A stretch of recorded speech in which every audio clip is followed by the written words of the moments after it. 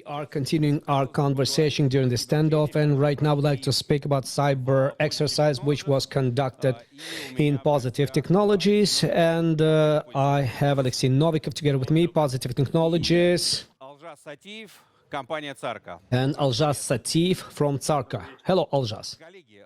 Good evening.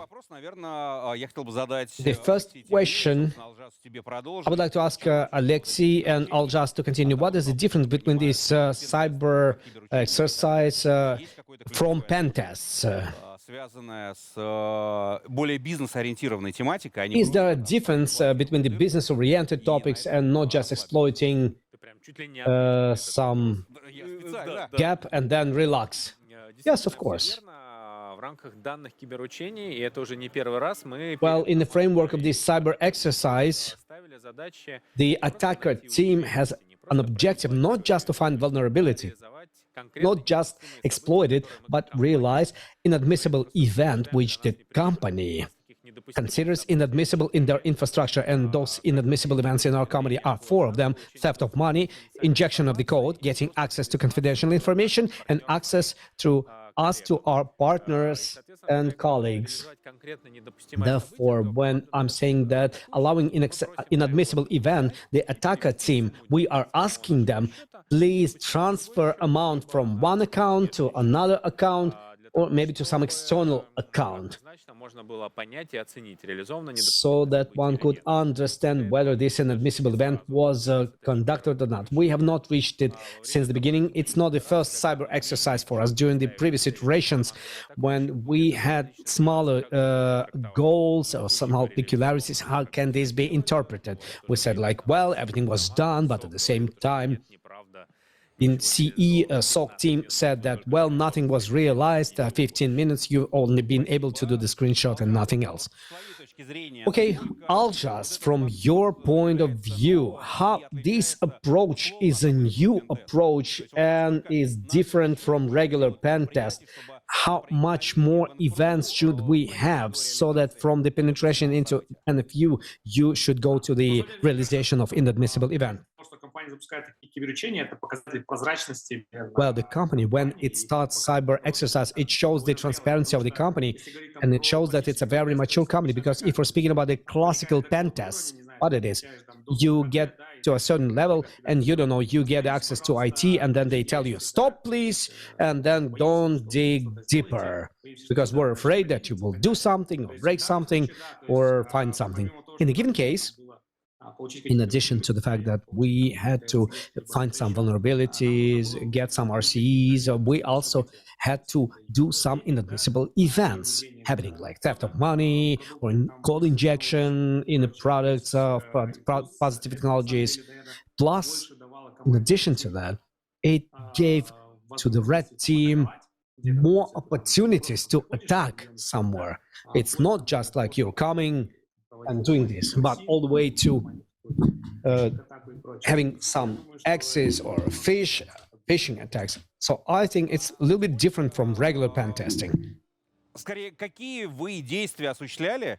So which actions have you done in this case, and what have you faced from this point of view, and from the point of view of confrontation, well, the blue team of Positive Technologies has provided to you? Did you see any examples, or maybe positive or maybe not really positive examples from your side, not from our side? Well, first of all, attacking IT security company, and the company which knows that some cyber exercises are happening there, it's very difficult. From the point of view of regular client, it's not that difficult. We didn't see strong confrontation and defense, but from this point of view, it was really hard. In our report that we've sent upon the cyber exercise, the level of criticality, higher criticality, middle criticality, we didn't find something super critical, but what we have faced when we've done a phishing attack, we hit the painful spot, and this phishing attack was about, well, application for me not to be mobilized, for example. So we've sent to Yaroslav Babin, because we had a template of his letter in standoff participation. And as I remember, out of 120 letters that we've sent, some people followed the link, but one person was caught by this phishing and left his own password. But what was the main difference? Over regular, we were not even able to use this password because it was changed within the next 10 to 20 minutes, and unfortunately this phishing attack was not continued, and in the next attempt was not as successful. Okay, good. Alexei, from the point of view of defending side, how is it different from regular pen test, and what did you face when you've been fighting against a SARC team? Well, every cyber exercise has the element of doubt. Will you be able to withstand this time or not, especially considering the fact that we have invited SARC team, which we never faced in previous exercises, and we've seen their good results during our standoff exercise. So we did have certain doubts. What really will be the consequence from this cyber exercise? So these, well, vectors related with social engineering, phishing letters, it's the most active, most viable vector through which you can get into the company. And I think not only into our company, but into any company. So users, they love certain topics, and during cyber exercises, we've seen a lot of examples of social engineering in our direction. It's a very viable topic, like sanctions, army recruitment, and salary increases, and software provisioning, and many, many other topics. So users, of course, follow those links. And I would like to point out that we are trying to do it in such a way so that users wouldn't feel the punishment that they have followed the link and put their password and login. We are trying to help users, so if they follow the link, they should inform us about it. And there were many people who followed the link. They've been writing to us, oh, a little bit later I've understood that it was a phishing letter, I followed the link, what should I do next?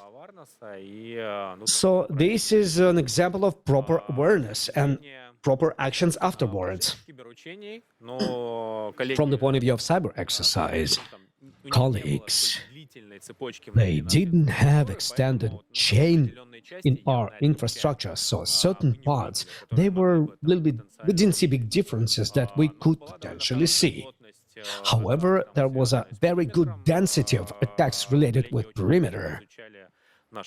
Colleagues were actively researching our technical support portal.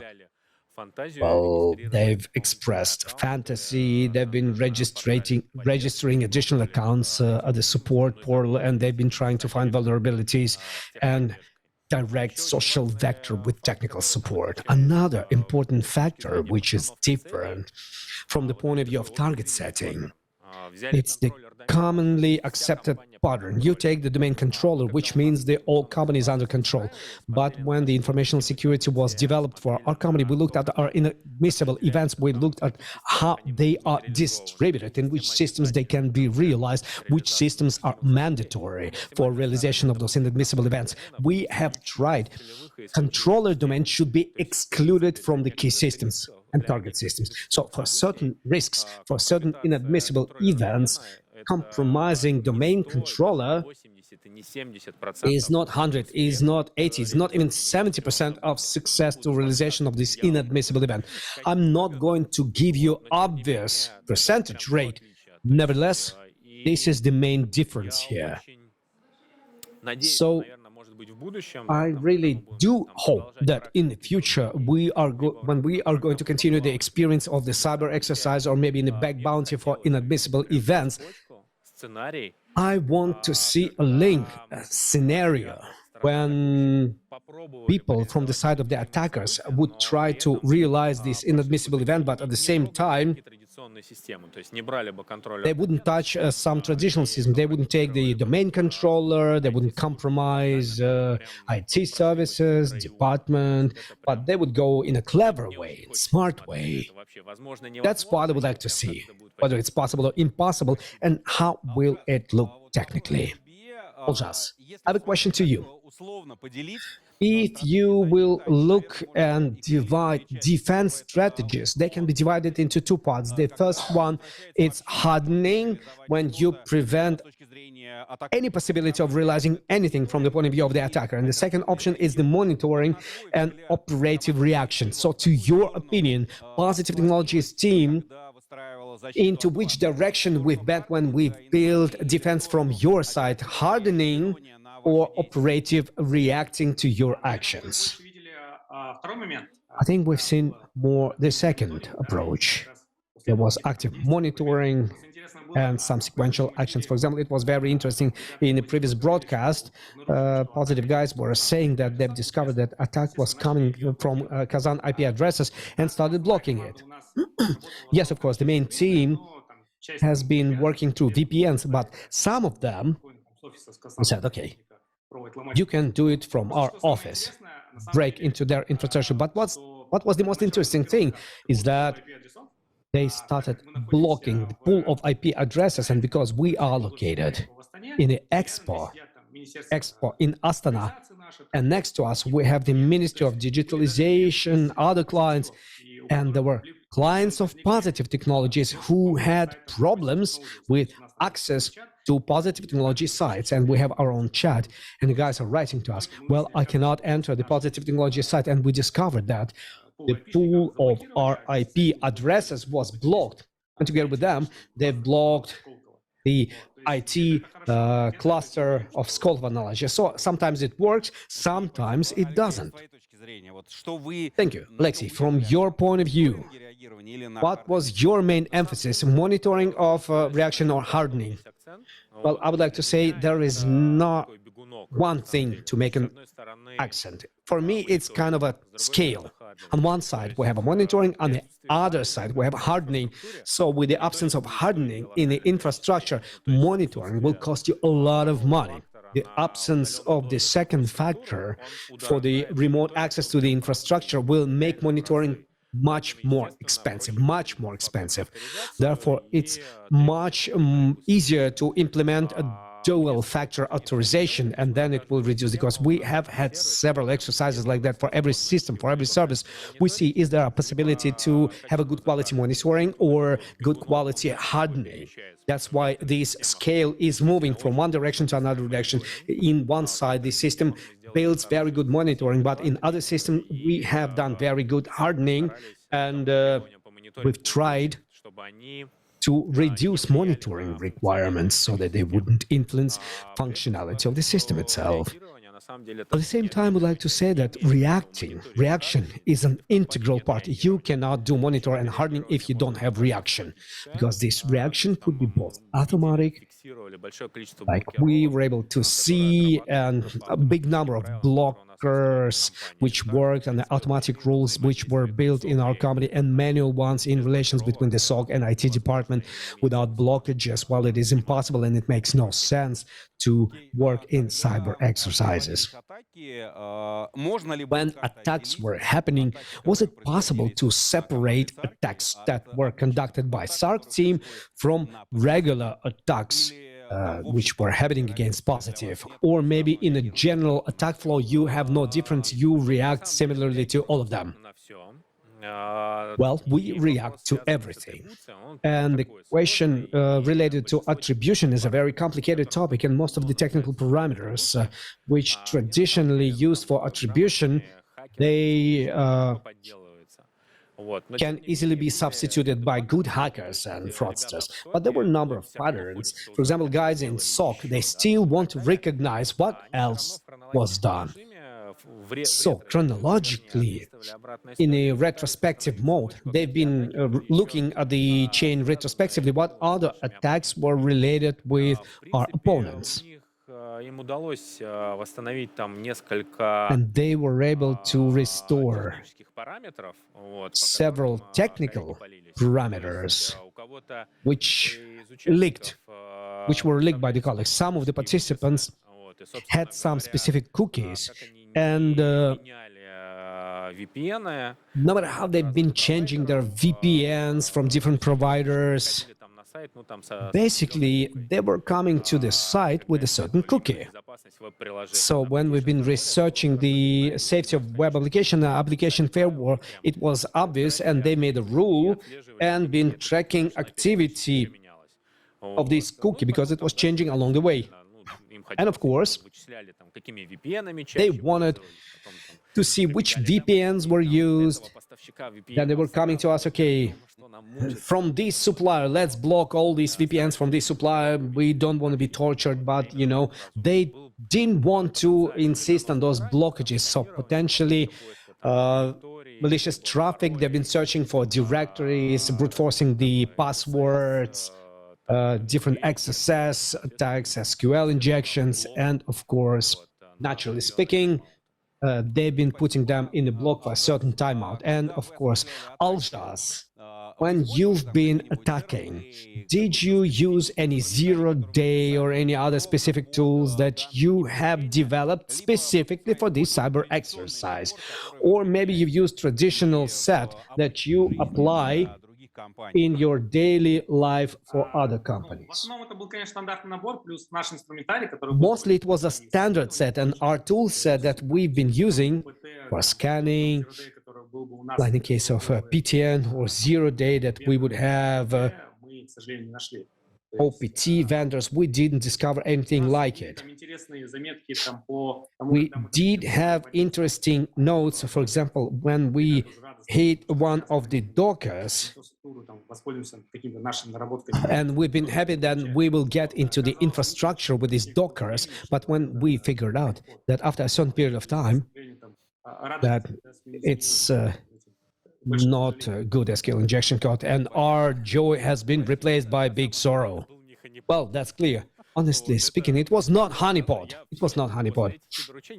Well, after this cyber exercise, you know, part of this infrastructure, I will call honeypot, because as you know, we conduct educational activity, and in our educational department, we have a separate infrastructure, including in this infrastructure, we have a specially created lab which is related with the OPSEC. We have deployed vulnerable application, and it is necessary to do lab subtext. State application firewall is being fixed from the point of view of learning how to work with application firewall. This is the third cyber exercise where the team is breaking in, red team or the one who participates in the cyber exercise, and they destroy this infrastructure down to zero. They're so happy, but it has no connection to real positive infrastructure. It's a separate cloud segment, like a sandbox, without any connection with inadmissible events at all. So it was a very good honeypot. And you know, these things makes hackers depressed. It's evil. Here, Oljas, can you share with me which exercises did you take from this cyber exercise? Well, first of all, it was the most interesting and most complicated one in our work, because, you know, pen testing the team which is doing security monitors 24/7 and stands against you. It's very difficult, you know. We have to get advanced more in the area so that you wouldn't be discovered.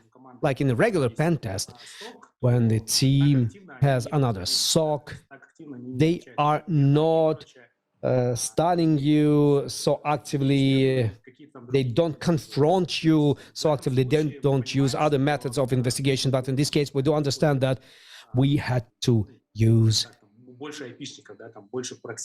more IP addresses or more proxies. We had to change the cookies and other things. It was really difficult in this case. So I would say that from this point of view, we should be able to hide our trails as much as possible. And also the speed, because how does it happen in the pen test? You get some access to the phishing, then you wake up, you see, well, after the phishing, you have got the password, you enter, and then you can use it.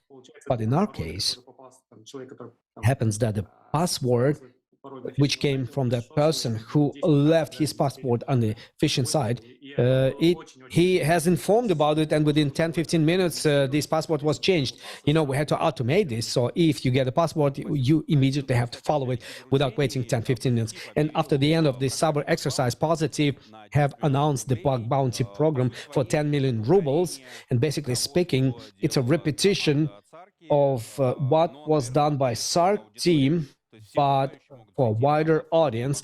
Everybody who desires, they can come to the standoff bug bounty program and announce that they will realize this inadmissible event.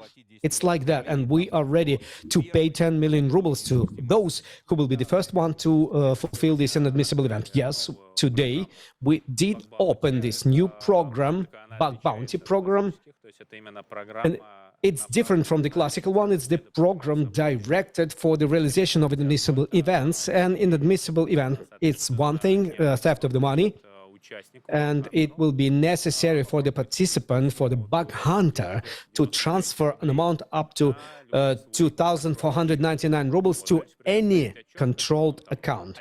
Then provide a report where he will describe how it was done, where he got this money, etc., etc., etc., with all the steps described, and then this person will get these 10 million rubles for realization of this inadmissible event. But this is one of the biggest paybacks in Russian bug bounty platforms. For now, yes, it is. But it's only one event.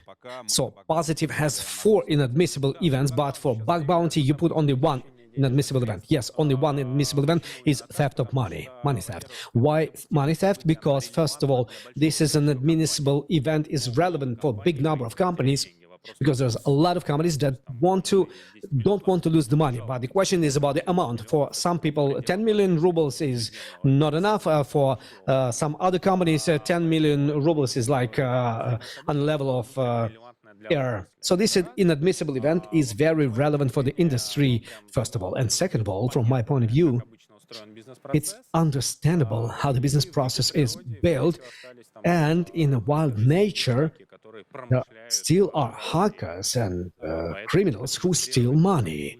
That's why demonstrating how you build protection around this inadmissible event, it's going to be interesting for the industry. But will it be a temporary story, like a project, or continuously until the event will be executed? Well, the program will work until you won't realize this inadmissible event. So if in the course of 1 year before the next standoff, you will not be able to realize it, these 10 millions will stay with you. And in 1 year, 2 years, 3 years, well, we plan to keep them. I'll be happy to keep them if it will not be realized within 1 year, 2 years, or 3 years. Will you participate in this bug bounty program to get this money, to get this 10 million rubles? After getting a very good and rich experience of attacking against Positive, try to repeat it, repeat your experience and try to achieve success with this. Well, the team should relax a little bit. Hackers, when they try to penetrate into some infrastructure and they're not able to do that, they kind of get depressed. After they coming back to their senses, we'll try it again. Thank you very much, Aljaz Sativ from Tsarko company, and the team Novikov Positive Technologies. And I would like to call everybody to participate in bug bounty program and try to break into Positive Technologies. See you next time, dear colleagues. Bye.